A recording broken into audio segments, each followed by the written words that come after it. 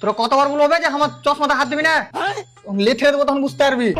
আর কার যে মুখ দেখে আমি কোম্পানিতে চাকরি নিতে এসেছি নু, সহ্য হয় না আমার আর। ये क्या हो गया?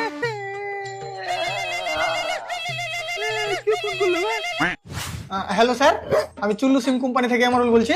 আপনার সিমে রিচার্জ শেষ হয়ে গেছে। এটা আমার সিম লয়, যার সিম শেয়ার বাইচা নাই। ও সরি স্যার। সরি? এই তুই সরি কেন বললি? কালু ওতে খুনি পাইলেছি। খুনি? আরে স্যার খারাপ লাগলো বলে সরি বললু। তো তুই কি করে জানলি ওর রিচার্জ শেষ হয়ে গেছে? बात तो सही है। আর নাম্বারই বা কোনটা পারলি? কারণ আমি কোম্পানি থেকে কথা বলছি। বাপ রে, কালু ভাই খুনির কে কোম্পানিও আছে। আবে আবে খুনি লয় আমি, যে টপকে গেছে ওই যে সিমটা ব্যবহার করতে, ওই সিম কোম্পানি থেকে কথা বলছি আমি। তো তোর কে কোম্পানি সিমের কাছে কি করে এলো? তুই চিনিস কবে থেকে একে? কি করে মেরেছিস? কত টাকা নিয়ে মেরেছিস? তুই প্রচুর ভালো লোক মেরে দিয়েছিস রে।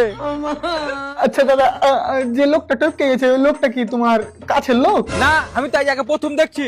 আরে আরে কি বে নিজের বুলি দেখে নে বসে আছি। দেখুন স্যার, ওই সিমটাতে যদি রিচার্জটা করেন সিমটা চালু থাকবে। হ্যাঁ, আমি এদিকে সিম চালু করে রাখবো, যার সিম তাকে তো বন্ধ করে দিয়েছি। আমার ইস্তমাটা নিয়ে যা, স্যারকে জমা দিয়ে স্যারের পুটকিতে ভরে দেখা, সালা আমি এই চাকরি করবো না, জেল হয়ে যাবে।